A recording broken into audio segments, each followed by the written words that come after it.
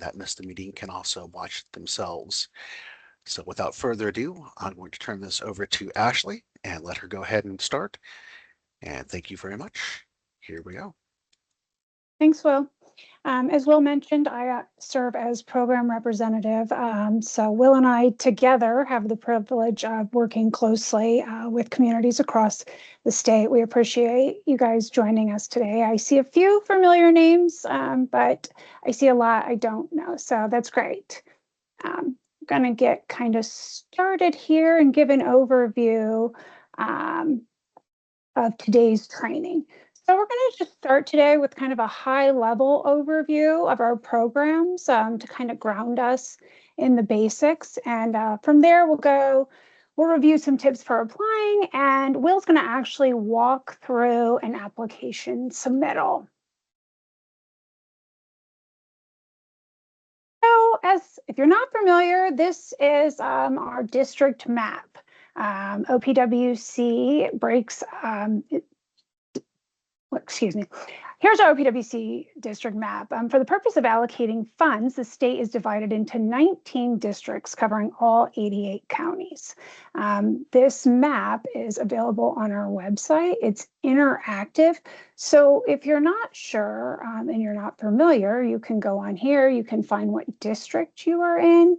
You can locate your district's schedule, your methodology, who your district liaison is, who your program rep is.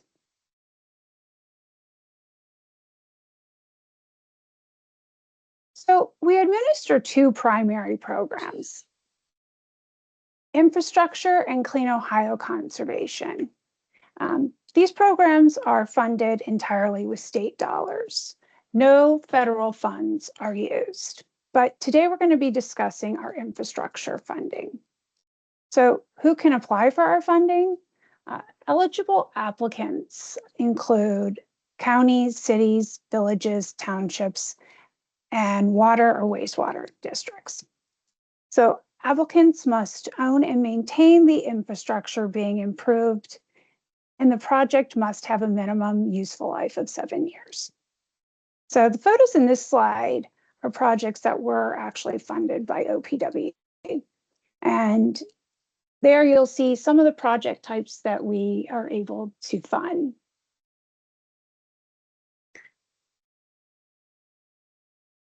Let's get into our actual funding and what we have available to apply for. Our State Capital Improvement Program, or as we refer to it, the SCIP. Our SCIP grants are available for up to 90% of the total project costs. For repair or replacement, and up to 50% for new and expansion. Now, everyone loves grant funds, but we also have loan money, and that loan can be combined with our SCIP grant. Our loan money is 0% interest, and the term is up to 30 years. It just cannot exceed the project's weighted useful life. Our LTIP grant can pay for up to 100%, but it is only for road, bridges, culverts. This cannot be combined with a loan. So if you've not applied for our funding, you'd want to think about, where would my project fall? Could I apply for SCIP? If it was wastewater, then it would only be eligible for SCIP funding. If you were looking at a bridge, then maybe LTIP would be a good option. So diving into project selection. Project selection is made by local decision makers. We refer to it as an integrating committee. The committees are made up of representatives from counties, cities, townships, villages, and private sector. The committees score projects based on factors in state law and their methodologies. Every methodology varies by district. And as I mentioned earlier, the interactive map, if you go to the district, you are able to find those application deadlines, their scoring criteria, and those methodologies. Funds are allocated to the 19 districts on a per capita basis. So preparing your project information. This is a really good kind of pre-checklist to start gathering these items. Where's your project location? What's the project description? What's the purpose? A project schedule. Make sure the project schedule is going to work. Construction cannot start until we release an agreement. This historically has always been on July 1st, but we do receive that question a lot. Start looking if you're going to match commitments. On our website, we have all of templates that you can use. Download those, look at those. And then piggybacking off of that is our required documentation. So these are all the attachments that we require. So the engineer's estimate and weighted useful life. This has to be signed and stamped. This is not optional. It must be signed and stamped by a licensed engineer. And also the engineer's estimate must specify the items and quantities. A lot of times in applications, we see a signature, maybe no stamp, or we'll see a bulk lump sum. Really want to make sure that in your application that it is detailed of items and quantities signed and stamped. And the weighted useful life is included on the engineer's estimate.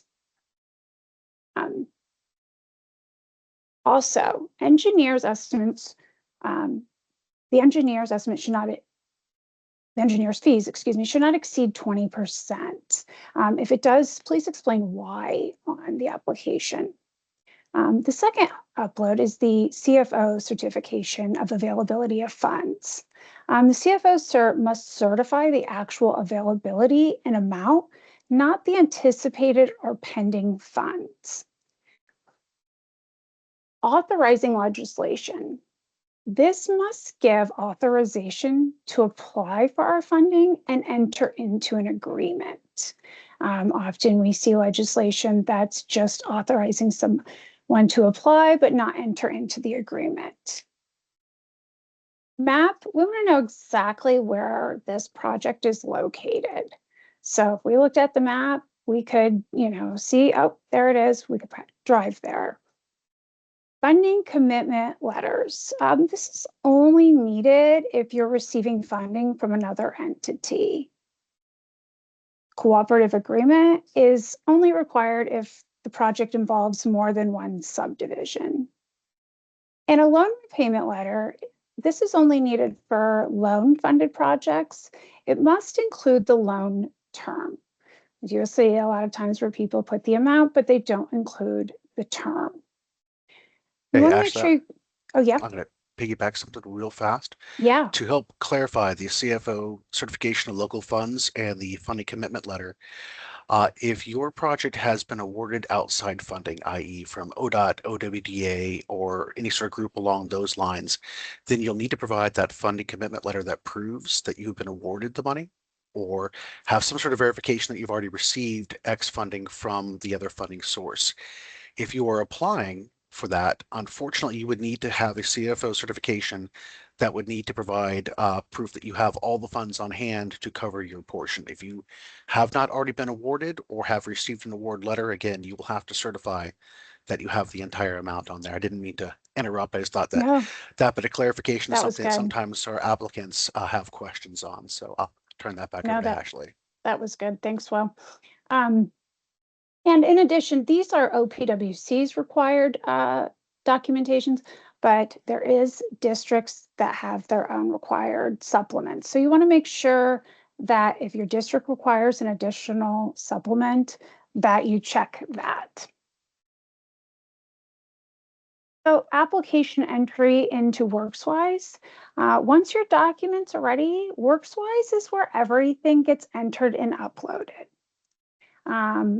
How do you get everything uploaded into WorksWise? Well, if you don't have a login, you can reach out to your program representative and they can get you a login.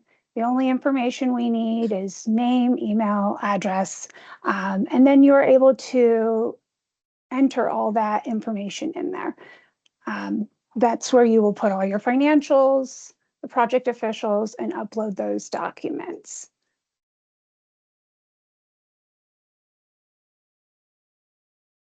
Submit to your district. So once you do upload all that information to WorksWise, it doesn't immediately come to OPWC. Each district sets its own infrastructure application deadlines.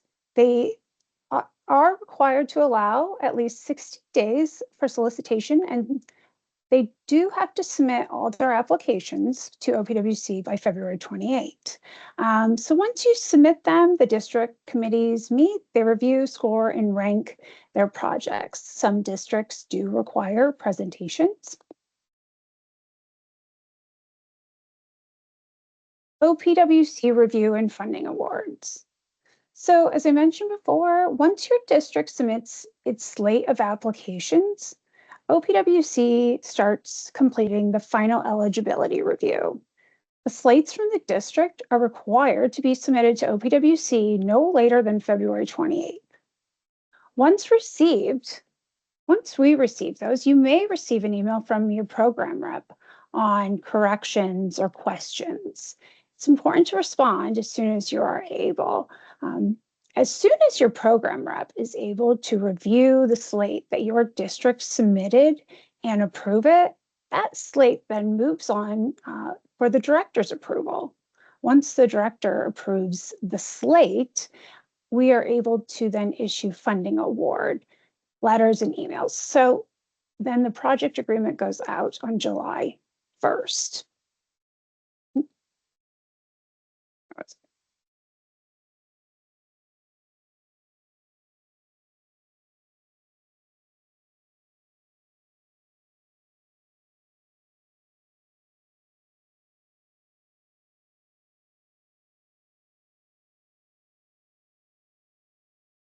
Well, do you want to? I do apologize about that there. I was having some issues with the computer, of course. Always likes to happen right. Oh, that's fantastic. Hold on one second. Here we go. Gotta love technology on that. We were having a couple of issues this morning with an update that popped up with Microsoft. So let's try this again. So OPWC does a lot of joint funding with projects. We work very close with multiple agencies throughout the state, but one of the biggest ones, of course, is going to be ODOT. We do a lot of shared projects with ODOT, and we have a long history of working with them on that. Now, with the ODOT projects, it's important to note that there are two major categories of ODOT joint projects. Go ahead and let's jump to the next screen real quick.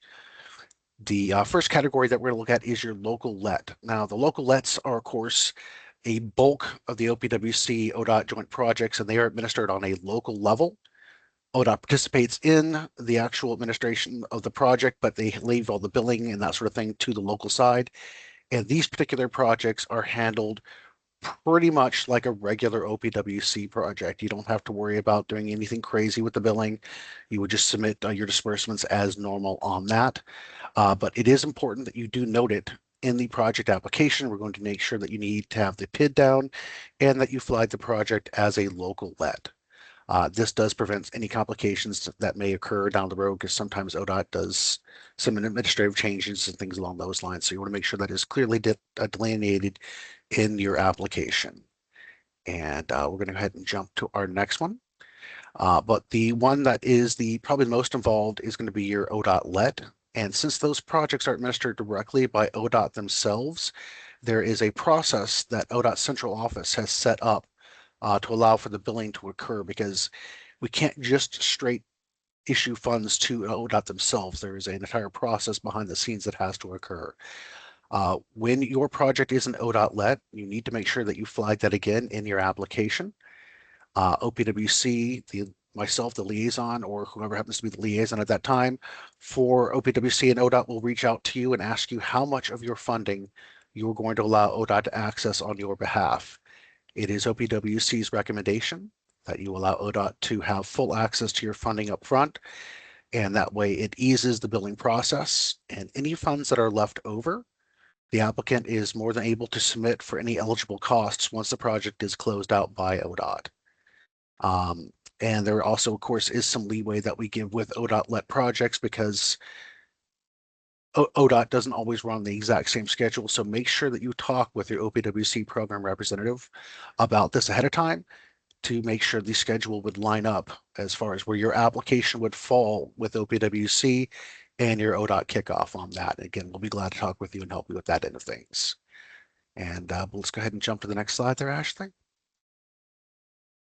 And I believe this is what I guess, Ashley, you picked back up on this one. I'm sorry. I thought we were going to the tips and tricks. My bad. Let's go ahead and jump back over to Ashley there.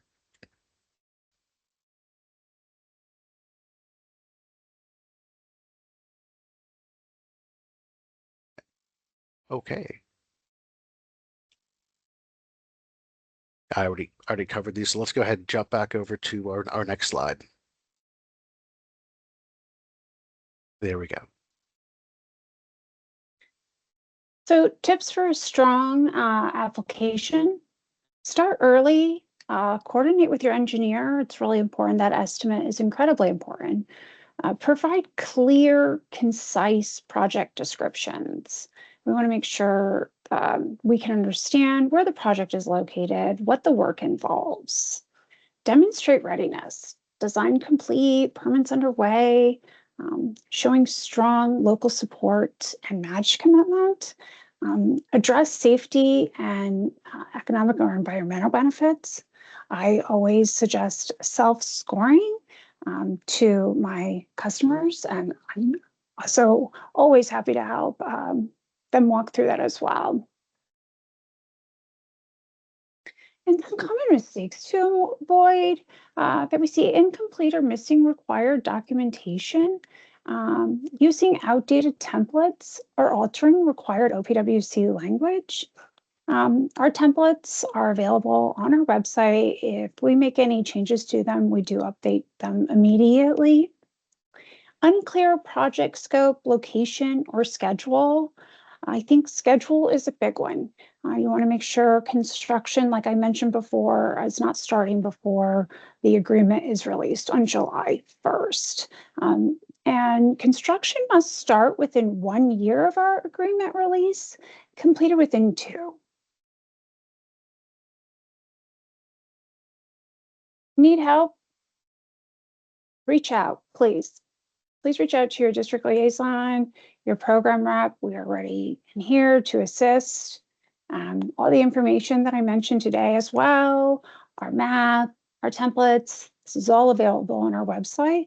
But again, sometimes things can be difficult to find on websites and you want walked through, call, we can walk you through where to find all of this information.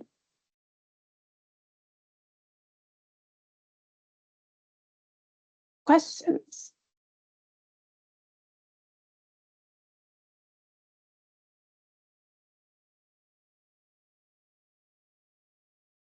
Questions before we move on to Will showing us how to input an application. Currently see anything in the chat and no raised hands at the moment. So Okay. can we get a copy of these slides?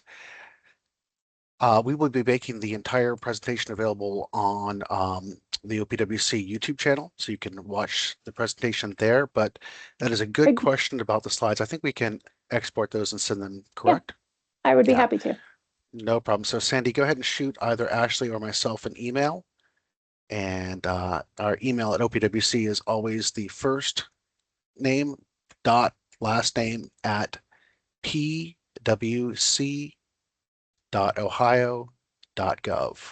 Or if you are familiar with your program representative, you can email them and they'll be glad to get you a copy on that. Any other questions that we can answer before we jump into? Oh, there we go. Got Ashley's email link there. Thank you very much, Abby. And that is Abby Dehart. She is our director. And there we go. There's mine too. So, any other questions or concerns that we can address at the moment?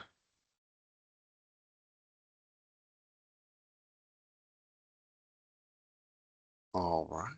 Don't see any hands raised, so we'll go ahead And jump over here. Just a split second.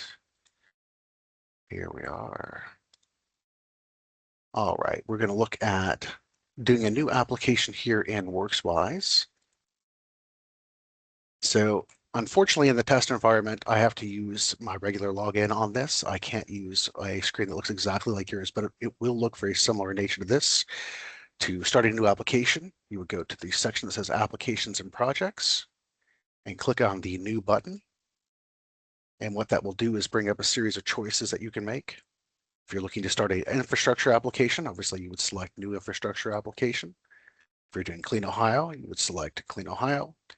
And if you have applied to our emergency program and been given an award letter by our director, you would select emergency on that. The other options would not be available, but this will get you a basic idea once again. So when you begin your application, the most important thing to do is to fill out this top area here with your project name, the type of project that you're applying for. So if your project is a road project, it has some water in it, like you've got some water pipes that you're replacing, but 90% of the project cost a road, go ahead and call it a road project. We've had some questions in the past on that. If it is primarily a water-based project and you're just doing some repairs to the road afterwards, then it would be a water project. So you could select from any of those on that. And subdivision is obviously the community in which your application is going to be for. Now, if you have any questions on that, again, if you're a consultant or the community, and you can always get a hold of your OPWC representative, and we're glad to help you out to get that squared away on that. And again, the basic section there, once you have that in, you would click the Save feature. And once you have clicked Save, what it will do is create the application for you, and you would end up going step by step and filling in each particular area of your project application on that. Now for this particular one, let's go back to our new application here, infrastructure. So we're going to select project name, Tom's Street repaving. And obviously this is a road project for the community of Richwood. And there are no other subdivisions involved in this. And the applicant for this is going to be Greg. Zip code, fill that in. And have we funded this project before? If this is a project that has never had any road work or anything else like that done on it, obviously you would select the no. If it is one that has been paved in the past, you would select yes. In this particular case, we're going to say no. And then, go ahead. And will that's a new drop down, isn't it? Yes, ma'am. That is Yeah, something new that so has been nice added to there. point out. This next section here, the lane miles, how many structures and feet has been added as well, I believe, last cycle. So we still get some questions on that. Give it your best estimation on the lane miles if it's under a mile. So this is about 0.3 miles is what you would select for that. And now what you would do is you would hit save.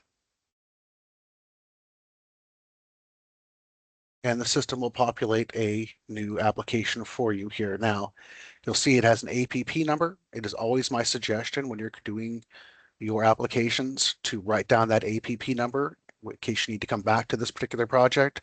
It makes it very quick to reference that. I usually have a spreadsheet of the app IDs on there because you can go to the search bar and put that in and jump right over to it without having to go into your community and then search for it that way. So it's a little faster way. Now, what you will notice here is at the top are buttons for editing various portions of your project application. Because your project is now saved, if anything goes wrong, it won't lose any of the data. And you can go in and at your convenience and alter any of the sections one at a time. In case you've got a meeting you got to run to and you only have half the application done, it's already saved in there and you can jump back and get that squared away. But eventually, after you've filled out all the project information, it's going to look something like this as each section is filled in with the corresponding data Now, one thing I wanted to point out to you is this particular section here with the ODOT. As you are filling out your project information here, when you fill this out, it will ask you, number one, is there any ODOT funding? If there is, you would flag it yes, and then it's going to ask you, what is the ODOT PID, which is their project identification number, and what is the type of project? Is it an ODOT let or is it a local let? So the system's going to make sure one way or another that you have answered that information on there. And again, as we proceed down, you can see here we've got our project schedule. And in our final section here are your project descriptions. Now we do get a lot of questions about project descriptions.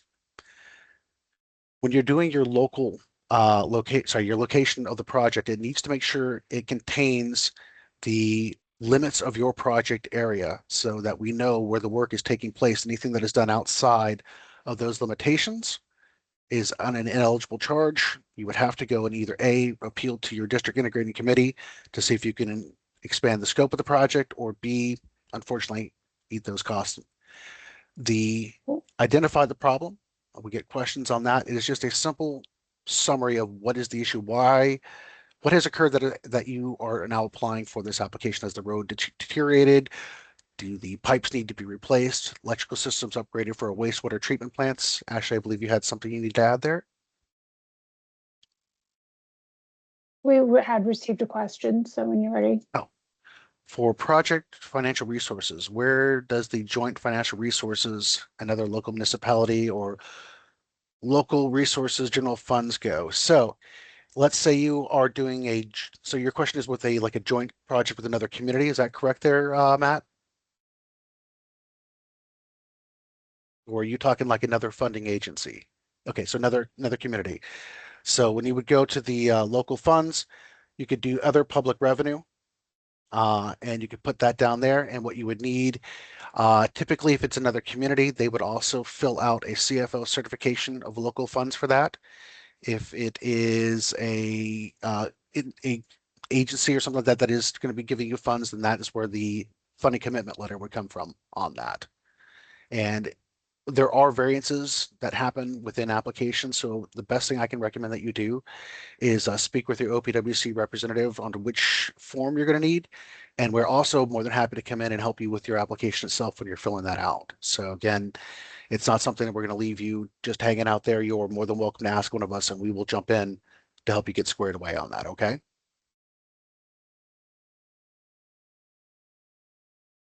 All right. I think that handles that. Again, if you have any questions as we go through that, please do ask. The project scope is another area that we have a lot of questions on, and sometimes things get set back to the applicant to ask them. The project scope should define what is going to be done with your project. It does not have to list every nut and bolt. It does not have to be a novel, but it should give a very concise overview of what your project's going to be. So should cost pop up in your disbursements, we can very easily look at the project scope plus the engineer's estimate from the application and see if those are eligible costs or something that might be a construction contingency or something that might need to have you go back to your DIC to ask it be included in the project itself. So again, it provides a legal definition. Two other points of note. When your application is converted into an agreement, the project specific location and the project scope are pulled directly from your application and placed into your agreement. That's why there's a lot of very specific questions that we ask our applicants that they addressed when they put those two sections together there. And final section is going to be your project officials. We do realize that with a lot of our different municipalities out there that these individuals change over time. That's not a big issue. But what you need to do is make sure that you keep OPWC appraised of this so that we can keep your project up to date, especially when it is in the application process being converted over to an agreement. If your mayor changes out or your CFO changes out, we need to make sure that we get that switched out prior to the release of your application. Otherwise, it could be sent to the wrong individual to try to authorize that. So again, reach out to your OPWC representative, provide the full contact information for the individual that is replacing said position. You would need to provide their title, their full name, their physical mailing address, their mailing address, and their professional phone number plus extension if there is one. So I do believe that would wrap up the basics on doing your application. Are there any questions that you have with OPWC? Anything that we could answer ourselves?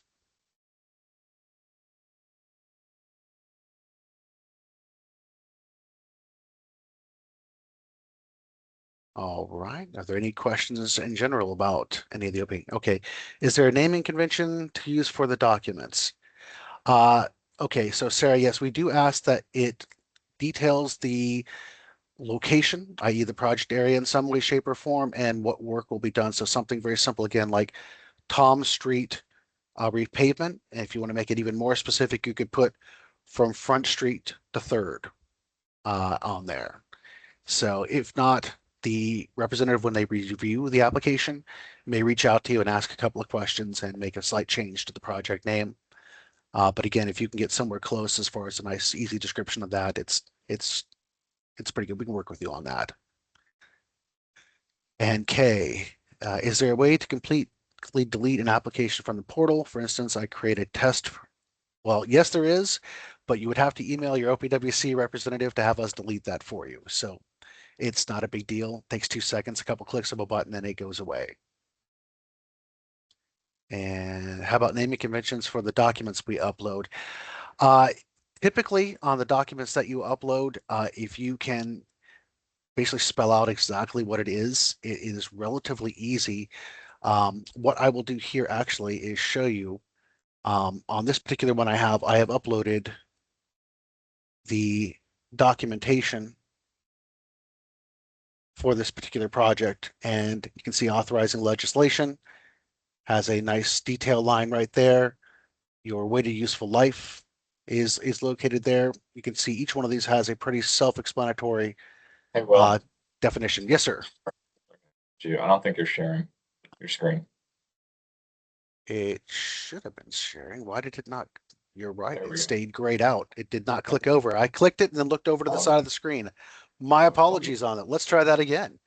So with our authorizing legislation, again, the document itself was labeled authorizing, they had a resolution, but it's authorizing legislation there. And again, when you also click and select an upload, i.e., if I do something along these lines here, and I select upload a file, and I grab my document here, the system will then ask me, what category does this document satisfy? Is it an appraisal?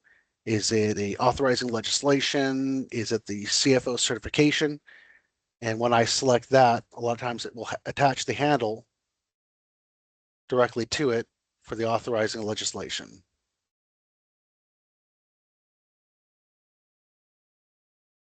Are there any questions on that particular portion?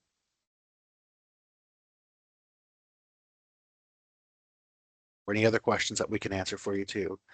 We are open at this point to answer other questions that you might have about OPWC too. So that's perfectly fine while we're here.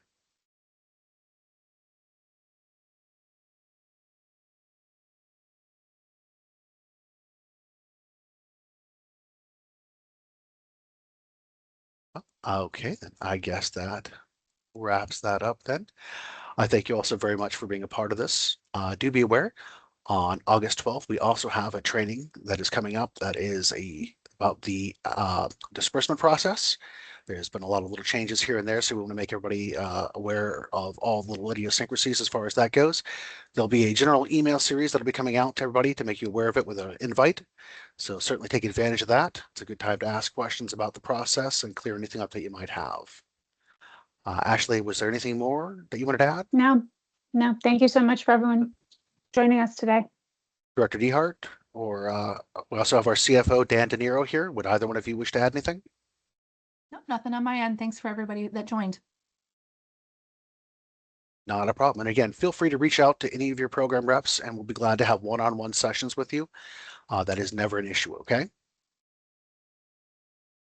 All right. Well, you all have yourselves a very good day and thank you so much again for coming out.